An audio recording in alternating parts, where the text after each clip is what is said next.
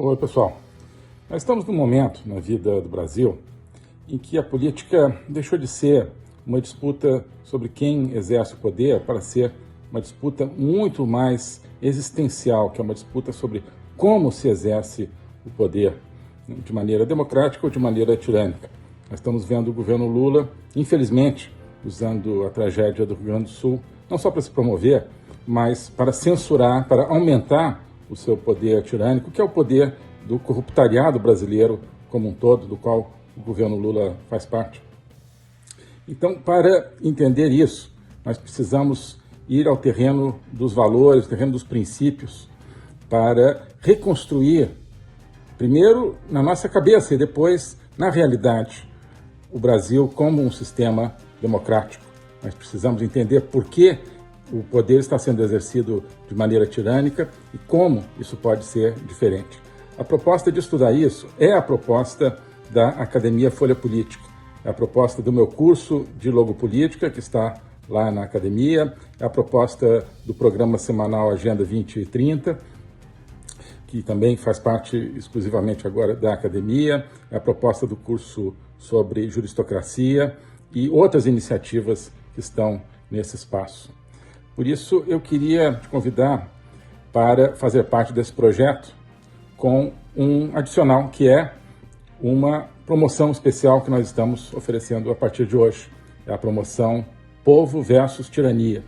Promoção Povo versus Tirania para acesso à Academia Folha Política por apenas R$ 344,00 por ano. Anuidade R$ 344,00, ou seja, menos de R$ 1 por dia, para ter acesso a todo esse conteúdo, que não é apenas um conteúdo passivo, é um conteúdo de trabalho, é um conteúdo de um projeto, onde quem está ali pode fazer parte. Um projeto de reconstrução, um projeto de refundação das ideias básicas do nosso país. Então, é isso que eu queria oferecer a partir de hoje, promoção Povo versus Tirania. Com isso, você terá acesso a todas essas iniciativas exclusivas da Academia. Você ajuda a manter também a presença nas redes sociais, ajuda a fazer os cortes, esses recortes e vídeos que a gente publica no meu canal. Todo esse trabalho, além da live aberta, do código-fonte, tudo isso é viabilizado pela participação na Academia Folha Política. Então, é isso que eu queria deixar aqui como uma sugestão, como um convite, como um chamamento para a gente se juntar nesse projeto. Quem quiser integrar esse projeto, essa aventura, essa mudança de mentalidade, essa conscientização e essa ação, é só clicar aqui nos links que estão na descrição, que estão aqui junto desse vídeo, tá bom? É isso, obrigado. Davi Silva Santos. Boa noite, Ernesto. O Estado é o nosso maior inimigo. Abraço de Santa Cruz do Capibaribe, Pernambuco. Então, isso, a gente precisa cada vez mais pensar nisso, sim, né? O Estado não precisaria ser o nosso inimigo, eu acho, né? Tem uma teoria de que sim, né? De que não tem como, né? A teoria libertária. O Milei, eu acho que ele está fazendo algo baseado nessa teoria, mas usando justamente o Estado para colocar o Estado na mão do povo e, portanto, mudar radicalmente a característica do Estado para que ele deixe de ser inimigo. Eu acho que isso é possível sem a ideia de simplesmente se livrar completamente do Estado, né? Mas a gente precisa ver o Estado, digamos assim, com cada vez mais reserva, né? O Estado não pode ser algo óbvio, né? Não pode ser algo que se justifica a si mesmo. Não, peraí, Estado, você tem que se justificar. Você não se justifica só por estar aí, né? Justifica por aquilo que você faz, né? O Estado hoje no Brasil está entregando injustiça, né? Está entregando repressão e está entregando ineficiência. Então, quer continuar sendo inquestionável? Não. A gente tem que questionar cada vez mais o Estado. E essa ideia de ver o Estado, né, como inimigo é boa para isso, né? porque eles querem que você veja o Estado como, não é nem o seu amigo, é a sua essência. Né? A gente precisa voltar a ver a pátria, a nação, o povo, fora do Estado, né? Tendo o Estado como, né, um possível instrumento produtivo para esse povo, para essa nação, como uma coisa do povo. O Estado tem que ser uma coisa do povo, entre outras coisas do povo. Né? E essa que deveria ser a coisa do povo, acha que o povo é que é uma coisa dela. Esse é o grande problema. Então, sim, quem acha que, né, o povo é uma coisa do Estado é inimigo do povo, obviamente. Está aqui Jorge Libert dando boa noite, Elizabeth Glish, dizendo Deus abençoe a todas as mães, amém, todas as mães nesse dia. Isso aqui eu não tinha visto, o Emet, dando na USP, ataque de protestantes pró-Hamas contra alunos. Eu vi outro dia um aluno judeu sendo agredido, né? Não sei se é algo novo, mas é horrível, né? Portanto, mais um elemento aí de desunião da sociedade. Então, os alunos estão ali, mas cada um está ali odiando os outros, né? Esses que estão agredindo o judeu, na verdade, também, se pintar qualquer coisa, vão se agredir uns aos outros. A ideia é de criar uma sociedade agressiva, uma sociedade onde ninguém esteja seguro. Isso é o Homo Soviéticos, isso é a União Soviética, né? Ninguém se sentia seguro. Então, as pessoas precisavam o tempo todo, e no maoísmo também, sobretudo na Revolução Cultural da China. Aí chegou ao extremo. Todo mundo podia ser denunciado como um antirrevolucionário, um anticomunista, né, e ser levado às piores consequências, inclusive à morte. Então, como é que as pessoas se protegiam ali, por exemplo, na Revolução Cultural da China, nos anos 60? Sendo radicais ao extremo, né? Então, antes de você ser acusado de ser um burguês, né, um anticomunista, porque você, né, apontou seu lápis, né?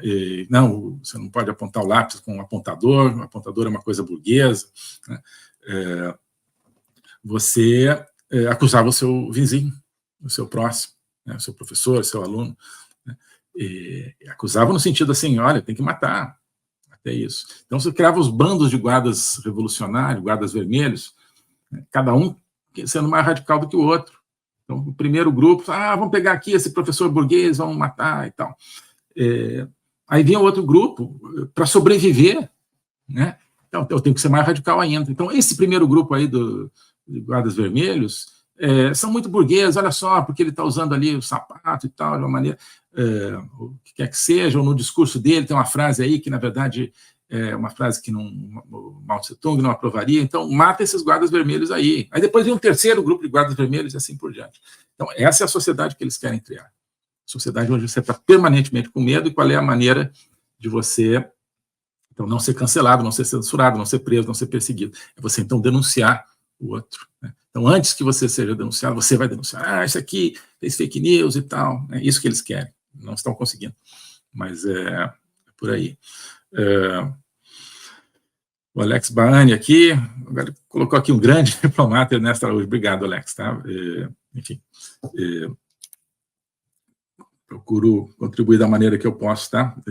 Seja quando eu fiz meu trabalho no Itamaraty, na diplomacia, seja aqui com vocês. Muito obrigado.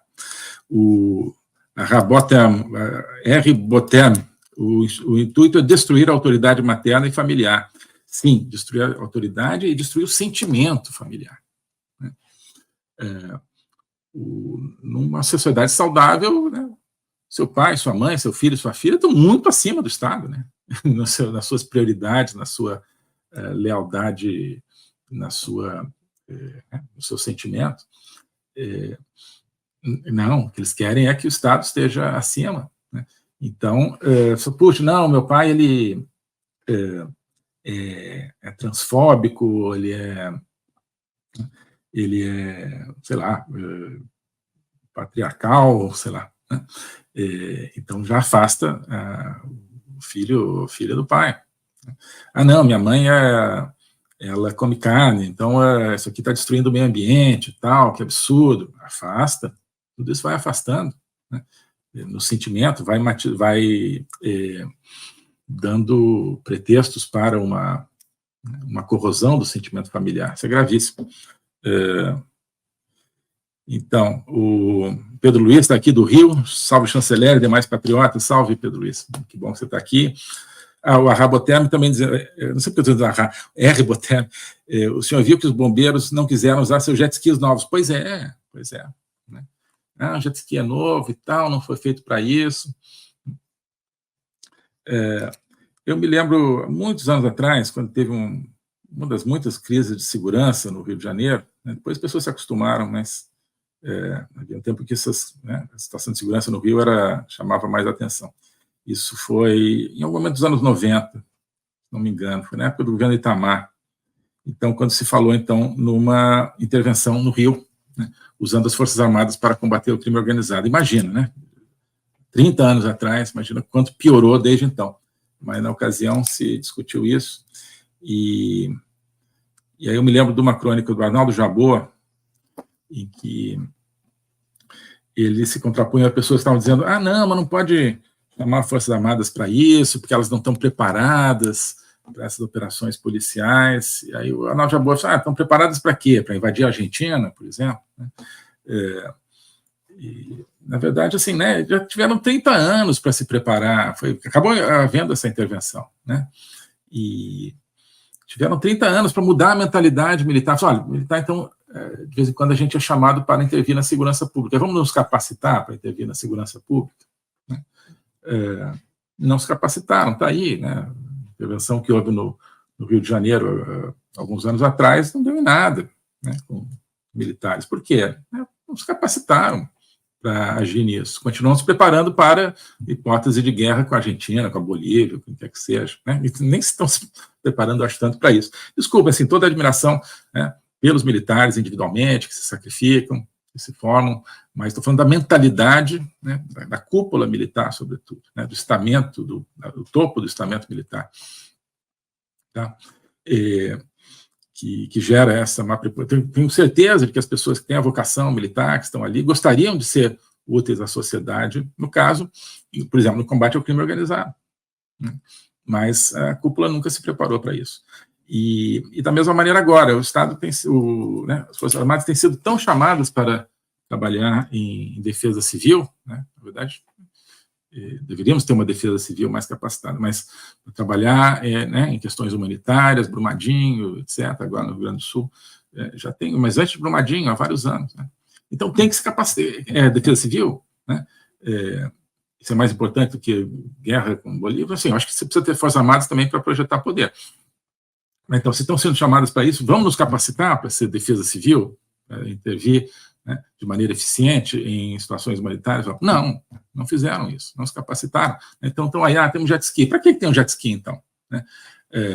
Existe inundação, claro, essa foi seríssima, mais séria, mas tem tido inundação todo ano, de alguma maneira, em algum lugar. Né? Então, já não deveriam ter, então, jet skis que possam ser usados numa inundação, mais lanchas que possam ser usadas, né? Um esquema rápido de mobilização dessas lanchas, desses instrumentos, né?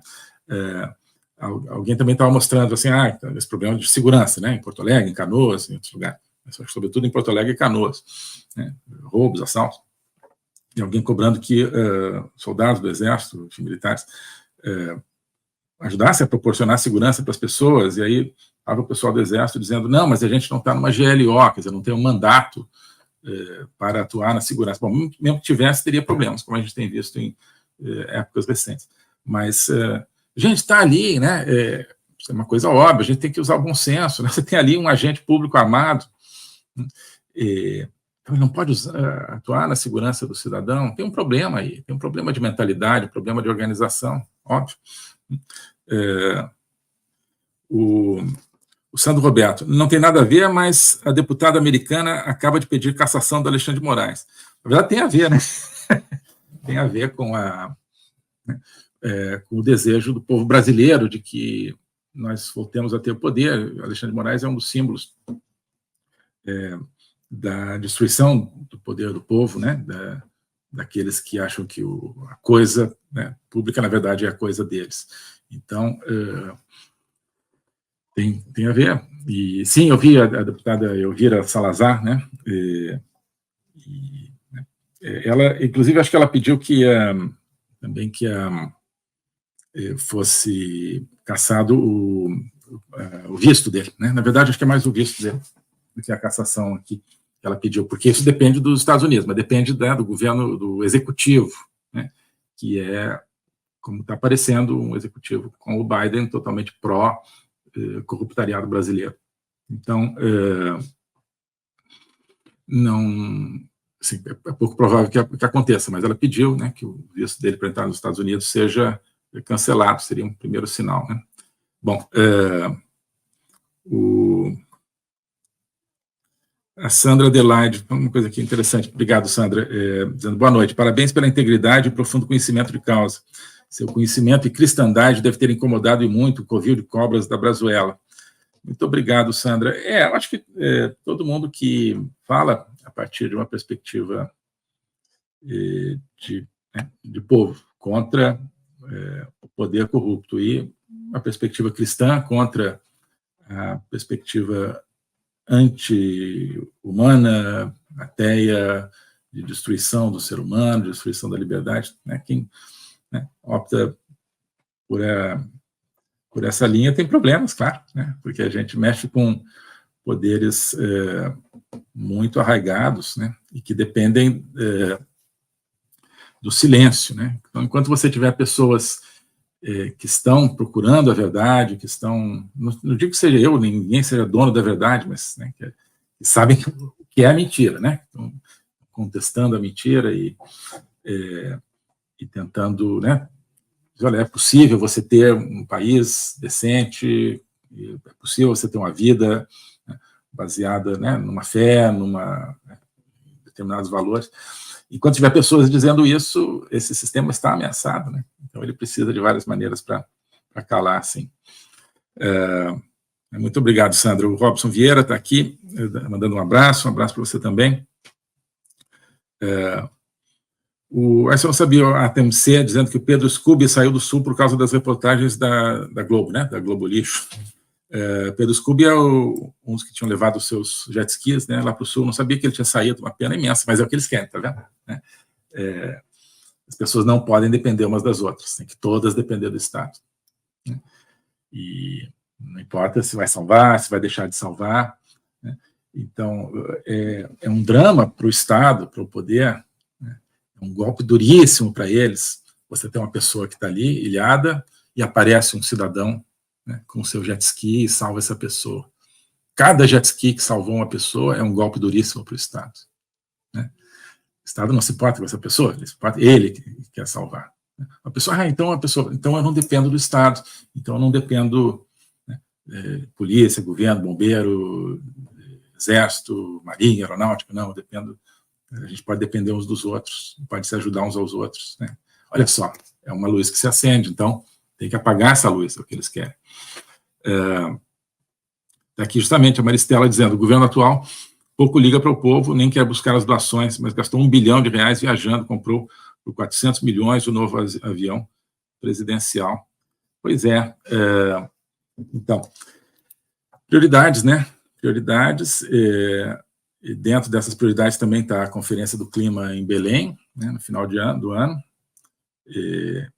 Aí, claro, é para o Brasil mostrar que é um bom servo na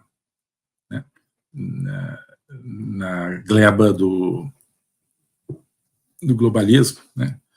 Então, vamos realizar aqui uma convenção do clima com todas as ONGs e tal, aqui no Brasil, para mostrar que, né, o Brasil é de vocês, o Brasil é, né, da comunidade ambientalista internacional. É isso que eles querem mostrar. Por quê? Porque essa comunidade ajuda a bandidagem no Brasil. Né? Então, os ambientalistas jamais têm problema nenhum com, né, com a corrupção, com a forma de governo corrupto, né, e de governo bandido no Brasil. Nunca. Então, né, é uma ótima aliança. Mas, enfim, só para mencionar, se não me engano, o governo está mandando para o estado do Pará, não lembro se é 1 bilhão e 300 milhões ou 1 bilhão e 700 milhões, mas é bem mais de 1 bilhão de reais para a realização dessa conferência, eu imagino que isso seja parte do gasto, né? Parte do gasto, para, né, que venham aí alguns, né, milhares aí de ambientalistas internacionais para falar coisas que todo mundo já sabe, mas que vão consolidando cada vez mais aquele consenso global, que é o consenso que entra como um estimulante aí na veia dos corruptos brasileiros, né, para eles continuarem mandando. O globalismo existe, é uma coisa concreta. Ele é composto pelo Great Reset, do Fórum Econômico Mundial, pelo projeto hegemônico da China, pelo programa de manipulação e conquista da América do Sul pelo Foro de São Paulo e outros elementos. E esses elementos, eles atuam uns em benefício dos outros, sempre, principalmente através do controle da linguagem, porque o controle da linguagem é o controle do nosso pensamento. Então nós estamos tendo o nosso pensamento reprogramado, e essa reprogramação vai contra a nossa liberdade, vai contra a essência do ser humano. Isso é o globalismo. Com base nesse estudo, nessa experiência, é que eu criei o curso de Logopolítica. Toda semana eu dou aulas sobre geopolítica, literatura, filosofia, cultura de um modo geral, tudo isso em conjunto formando um espaço de conhecimento que eu denomino a logopolítica, para nós não apenas entendermos a ameaça do globalismo, mas podermos nos contrapor a ela. Se você quiser entrar nesse projeto de conhecer o globalismo e enfrentar o globalismo, clique aqui.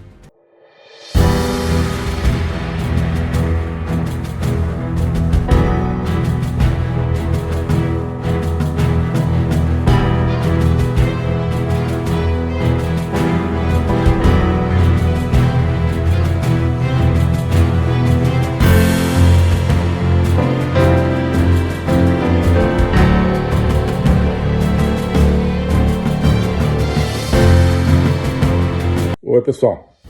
Hoje eu queria convidar você, cada um de vocês, para fazer parte de um projeto, que é a Academia Folha Política. A Academia Folha Política é mais do que um curso, simplesmente. Ali dentro tem o meu curso de Logopolítica, agora também o curso sobre juristocracia, totalitarismo e resistência política. Tem outras iniciativas, como a Agenda 2030, de comentário de atualidades, tem vários vídeos, mas isso tudo cria um espaço, não é apenas uma coleção de produtos individuais. Isso é um espaço de reflexão, um espaço de conexão entre as pessoas e, sobretudo, um espaço de autoconhecimento. Ali a gente está construindo um caminho, uma viagem para que cada um se conheça melhor a si mesmo, isso é a base de tudo, também para que nós, como brasileiros, conheçamos melhor o nosso país, nós conheçamos melhor o tempo que nós vivemos no nosso mundo, que nós conheçamos melhor também a nossa civilização, a civilização ocidental. Isso tudo cria uma atmosfera de conhecimento. E o conhecimento é que conduz à liberdade, que conduz à libertação. Então, esse é o convite que eu queria fazer. Conhecer todo esse ambiente de uma construção conjunta. Passando a ser membro da Academia Folha Política, você não está adquirindo, portanto, um produto pronto, definido e acabado, como um curso definitivo. Não. É um processo do qual você vai participar, um processo no qual você vai criar o seu próprio conhecimento. Tá bom? Então aqui tem a descrição, tem o link para ingressar na academia, tem a opção anual, a opção mensal, e eu tenho certeza que quem entrar vai se entusiasmar com esse projeto, vai se entusiasmar com essa construção, tá bom? Abraço!